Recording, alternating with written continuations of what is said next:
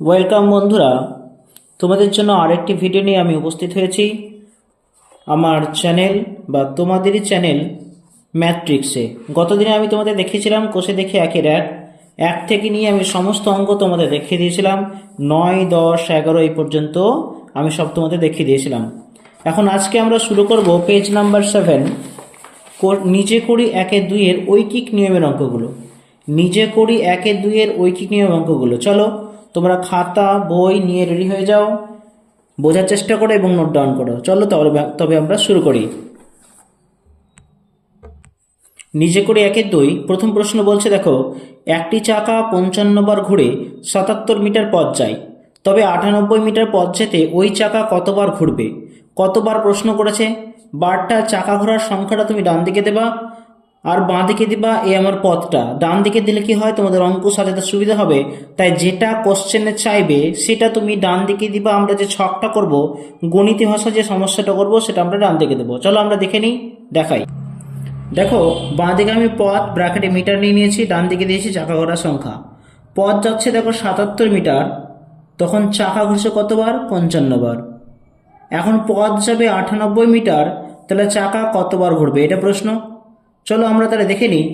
পথ যদি বেশি হয় চাকাও বেশি ঘুরবে, অর্থাৎ মুখ যদি একই দিকে হয়, তাহলে এটা কি সম্পর্ক হবে? সম্পর্ক হবে সরল, তাই না? তাহলে এই দুটোর মধ্যে পথ আর চাকার মধ্যে সম্পর্ক হবে সরল। তাহলে অঙ্কটা কি করব দেখে নাও। এইভাবে লেখো, ছকে যেমন দেখতে পাচ্ছ তেমন লেখো। 77 মিটার পথ যেতে চাকা ঘোরে 55 বার। তাহলে 1 মিটার পথ যেতে চাকা কতবার ঘুরবে? নিশ্চয়ই কম ঘুরবে। ওই জন্য কি করব, 77টাকে নিচে দেব। নিচে মানে হচ্ছে ভাগ। এই 1 মিটার জায়গায় কি আছে আমাদের? 98 আছে। তাহলে এখানে লিখবো 98 মিটার পথ যেতে চাকা ঘোরে 55 নিচে 77 আছে, গুণ 98। দেখো কাটাকুটি কিভাবে যাবে। 55 আর 77 11 দিয়ে যায়, 5 11 55, 7 11 77। আবার 7কে 98 দিয়ে খুব ইজিলি ভাঙা যায়, 7 14 98। তাহলে দেখতে পাচ্ছি 5 আর 14 আছে, মানে 5 14 70 বার, অর্থাৎ 70 বার চাকা ঘুরবে। 70 বার চাকা ঘুরবে। চলো নেক্সট 2 নম্বর। 2 নম্বর বলেছে, দেখো, দীপ্তার্ক প্রত্যেক সপ্তাহে একদিন সাঁতার শিখতে যায়। 364 দিনে সে মোট কতদিন সাঁতার শিখতে যায়? দেখেন সপ্তাহ বলেছে, এখানে দিন বলেছে, তার মানে সপ্তাহকে দিনে কনভার্ট করতে হবে। এক সপ্তাহ মানে 7 দিন। চলো ছকটা সাজিয়ে নিই। দেখো, দিন যখন 7 মানে 1 সপ্তাহ, তখন সাঁতার শিখছে একবার।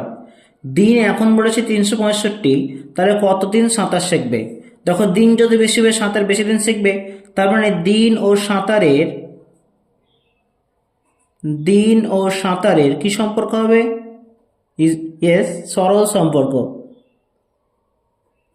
তাহলে আমরা কি লিখবো? দেখো, লিখবো 7 দিনে সাঁতার শেখে একদিন। একদিনে সাঁতার শিখবে নিশ্চয়ই কম, তাহলে 1-এর নিচে 7। তাহলে 365 দিনে সাঁতার শেখে 1/7 গুণ 365। দেখো তো কাটাকুটি যায় কিনা, দেখা যাক। সরি, এটা 364 দিন আছে। ওকে, এটাকে 364 করে নাও। 364, দেখো ইজিলি কাটাকুটি যাবে। 7 5 35, 1 14, 7 2 14, মানে 52 দিন। তাহলে এক বছরে সে কতবার সাঁতার শিখবে? 52 দিন সাঁতার শিখতে যায়। দীপ্তার্ক 52 দিন সাঁতার শিখতে যায়। চলো নেক্সট 3 নম্বর। 3 নম্বর বলেছে, দেখো, কবিতার 120টি কাগজের প্রয়োজন। প্রত্যেক দিস্তায় 24টি কাগজ থেকে কবিতা কত দিস্তা কাগজ কিনবে? খুব ইজিলি একই রকমভাবে সাজিয়ে নেব। চলো সাজিয়ে ফেলি। দেখো, কাগজ নিয়েছি ডান দিকে, দিস্তা নিয়েছি। 24টি কাগজে 1 দিস্তা হয়, তাহলে 120টি কাগজে করে 120 দিলাম, তাহলে কত দিস্তা হবে? Is it clear? চলে কি সম্পর্ক হবে? কাগজ যত বেশি হবে দিস্তা তত বেশি হবে, কাগজ বেশি হলে দিস্তা বেশি হবে, মানে একই দিকে মুখ, তার মানে সরল সম্পর্ক। লিখবো কাগজ ও দিস্তার সরল সম্পর্ক। তাহলে অঙ্কটা সাজবে কি করে দেখে নাও। লিখবা 24টি কাগজে 1 দিস্তা হয়, 1টি কাগজে 1/24 দিস্তা হয়, তাহলে 120টি কাগজে হবে 1/24 গুণ 120। তার মানে দেখো 24কে 100 দিয়ে কাটাকুটি গেলে 120 দিয়ে, তার মানে 5 হবে, 5 24 120, তার মানে উত্তর হবে 5 দিস্তা। তাহলে এখানে প্রশ্ন হিসেবে বলছে কবিতা কত দিস্তা কাগজ কিনবে। লিখবো কবিতা 5 দিস্তা কাগজ কিনবে।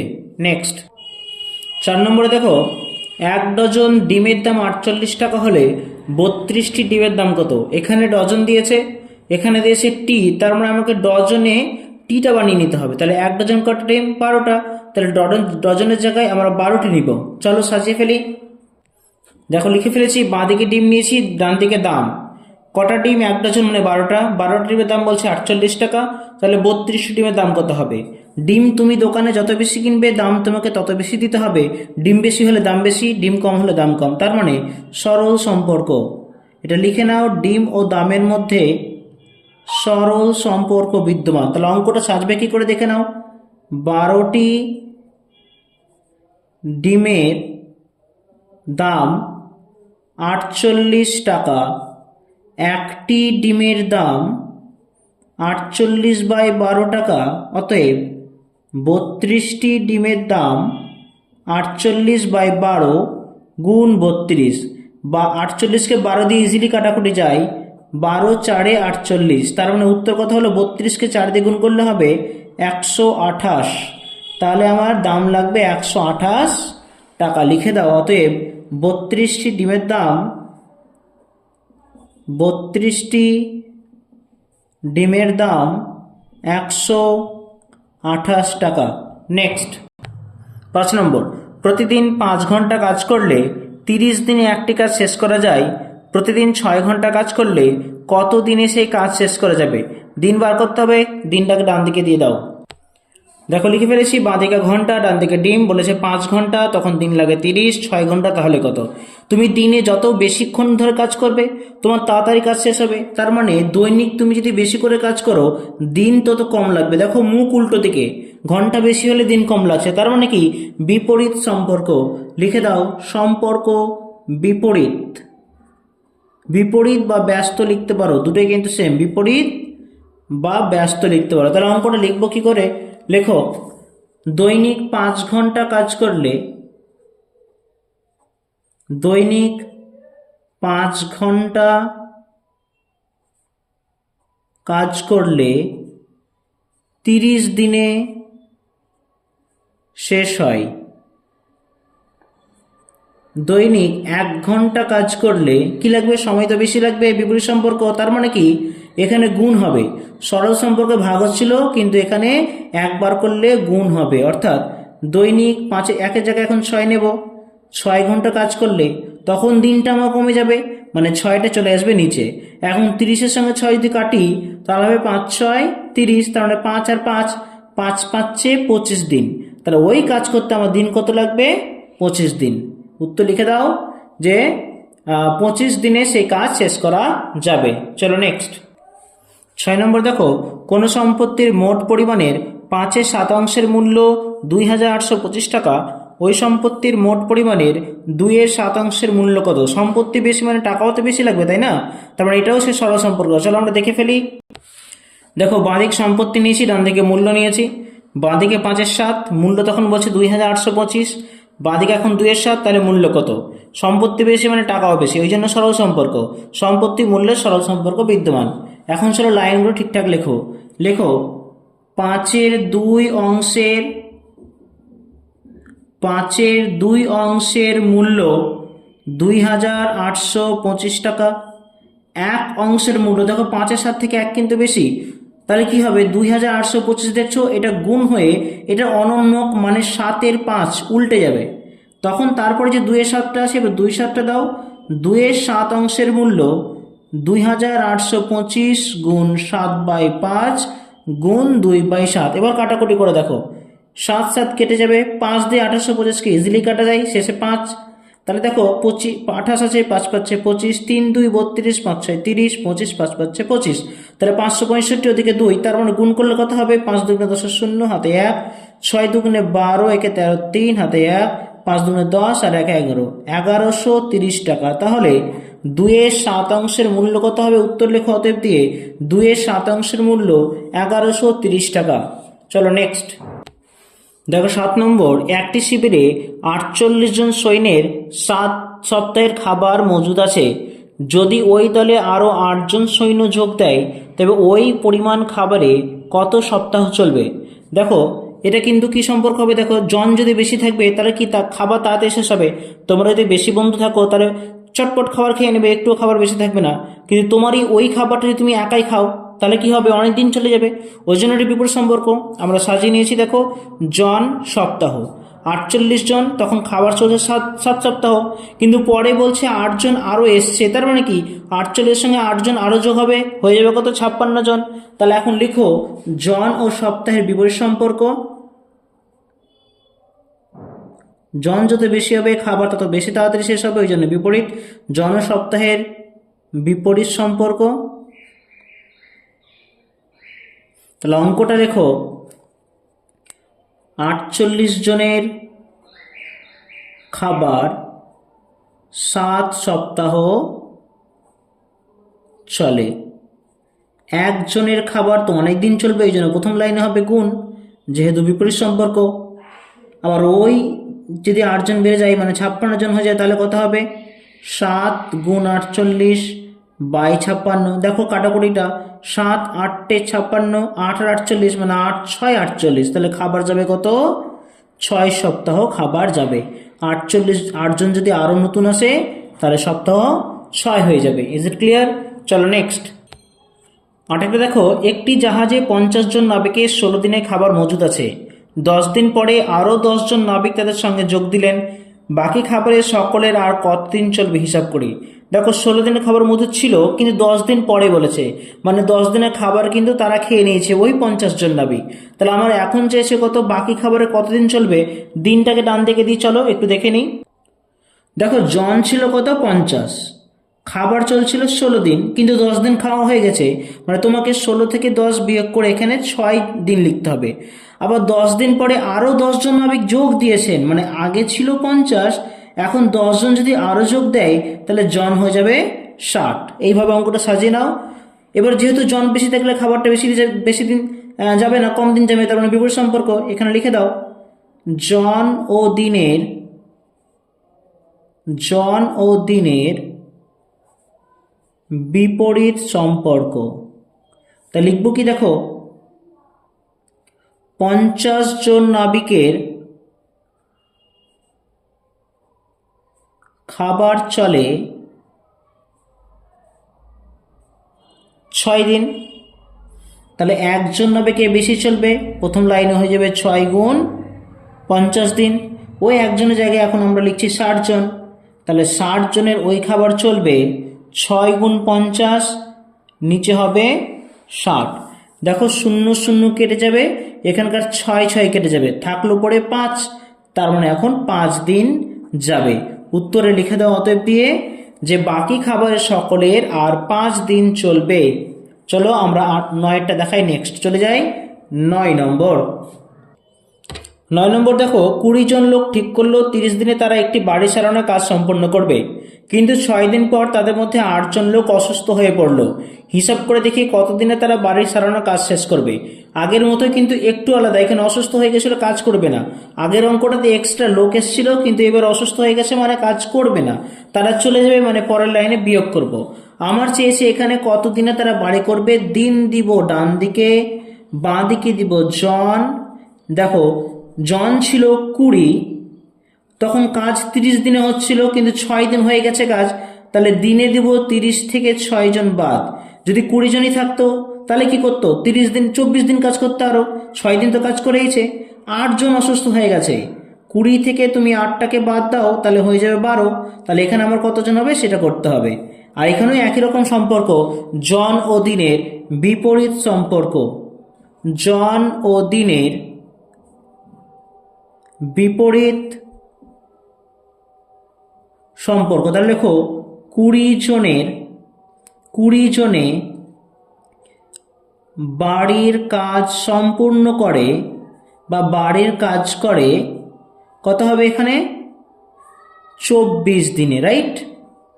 তাহলে একজনে বাড়ির কাজ করে বেশি সময় লাগবে, 24 গুণ 20 দিনে। তাহলে 12 জনে বাড়ির কাজ করে 24 গুণ 20 বাই 12, 12 দুগুণে 24, তাহলে 20 আর 2, 20 দিনে কত হবে 40 দিনে। 8 জন তো অসুস্থ হয়ে গেছে, তাই দিনটাও বাড়তে লাগছে, তাই উত্তর লিখে দাও যে 40 দিনে তারা বাড়ি সারানোর কাজ শেষ করবে। উত্তর লিখে দাও 40 দিনে তারা বাড়ি সারানোর কাজ শেষ করবে। চলো নেক্সট অ্যান্ড লাস্ট। 10 নম্বর বলেছে 25 জন কৃষক 12 দিনে 15 বিঘা জমি চাষ করেন। দেখো 3টে আইটেম আছে এখানে, তার মানে সম্পর্ক হবে 2টা। তাহলে 30 জন কৃষক 16 দিনে কত বিঘা জমি চাষ করবেন? 3টে আইটেম আছে, আমার বার করতে হবে কত বিঘা জমি। একদম জমিটাকে একদম ডান দিকে দিলাম, ব্র্যাকেটে লিখলাম বিঘা, ওদিকে আসে আমার এদিকে এক জায়গায় আছে জন, আর পরের দিকে আছে মধ্যিখানে আছে দিন। জন দিন জমি, জন যখন 25, দিন যখন 12, জমি চাষ করছে 15 বিঘা। জন এখন 30, দিন এখন 16, তাহলে আমার কত বিঘা জমি তারা চাষ করতে পারবে? যেহেতু এখানে 3টে আইটেম আছে, তার মানে সম্পর্ক আছে 2টা, জনের সঙ্গে জমির আর দিনের সঙ্গে জমির। জন বেশি হলে জমি চাষ বেশি করতে পারবে, তার মানে জন ও জমির কি সম্পর্ক হবে? অবশ্যই সরল সম্পর্ক হবে। তুমি যতজন বেশি কাজে লাগাবা তত বেশি জমি চাষ করতে পারবে, যদি তো মিস্ত্রি একদম অ্যাক্টিভ হয়। জন ও জমির সরল সম্পর্ক। আবার দেখো দিন বেশি গেলে যতদিন বেশি কাজ করবা জমিও বেশি চাষ করতে পারবে, তার মানে এখানেও দিন ও জমির সরল সম্পর্ক বিদ্যমান। এখন আমরা লাইন বাই লাইন অঙ্কগুলো ধরার চেষ্টা করি। তুমি লাইনে যেমন ছকে দেখতে পাচ্ছ, ছক অনুযায়ী লাইনটা সাজিয়ে নাও, তোমার পক্ষে সুবিধা হবে। কেমন সুবিধা হবে দেখে নাও। লিখো 25 জনে 12 দিনে 15 বিঘা জমি চাষ করতে পারে। একজনে 12 দিনে একজন কাজ করবে, তাহলে কম জমি চাষ করবে, যেহেতু সরল সম্পর্ক তাই 15 নিচে আসবে 25 বিঘা জমি চাষ করতে পারে। এবার একজনে যদি একদিন কাজ করে তাহলে তো আরও জমি কম চাষ করবে, তার মানে সেই 12টাও কিন্তু নিচের দিকে চলে আসবে। এবার একটু করে বাড়াই, জন কত এবার 30 হয়ে গেছে, একজনের জায়গায় 30 নিচ্ছি, জন আমি 30 করে দিয়েছি, বিঘা জমির চাষও বেশি করতে পারবে, এই 30টা চলে যাবে ওপরে, নিচে আসবে, নিচে থাকবে 15 গুণ 12। আবার দেখো জন এখন 30 হয়ে গেছে, দিনটাকেও বাড়িয়ে নিচ্ছি, দিন বাড়িয়ে কত করলাম, 12 ছিল 1 ছিল, কত হলো 16 হয়ে গেল। দিন বেশি করলে কি হয়, দিন বেশি দিন কাজ করলে তোমার জমি চাষও বেশি করবে, তার মানে কি 16টাও কিন্তু ওপরে চলে যাবে। তাহলে 15 গুণ 30 গুণ 16 বাই 25 গুণ 12। এখন কাটা করে দেখো কত ইজি। এটাকে 5 দিয়ে কাটলে হবে 5 5 25, এটাকে 5 দিয়ে কাটলে হবে 3। দেখো 5 আছে 30 আছে, 5 6 30। আবার দেখো 6 আছে 12 আছে, 6 দুগুণে 12, 2 আছে 16 আছে, 8 দুগুণে 16। তাহলে নিচে আর কিছুই পড়ে থাকলো না, উপরে আছে 3 আর 8, 3 8 কত 24। তাহলে তারা কি করবে, 30 জন লোক 16 দিনে 24 বিঘা জমি চাষ করতে পারবে। তুমি অতএব দিয়ে উত্তরে লিখে দাও। Is it clear? আমরা আজকে কিন্তু নিজে করি 1-2 পেজ নাম্বার 7 তোমাদের ঐকিক নিয়মের অঙ্কগুলো দেখিয়ে দিলাম। এরপরে আমরা পরের ভিডিওতে তোমাদের পরের পেজ 10 নম্বর পেজ কোষে দেখে 1-2 এর অঙ্কগুলো চটপট নেমে হাজির হচ্ছি। তোমরা প্রস্তুত থেকো এবং এই অঙ্কগুলো যেগুলো করালাম সেগুলো প্র্যাকটিস করো। Good bye.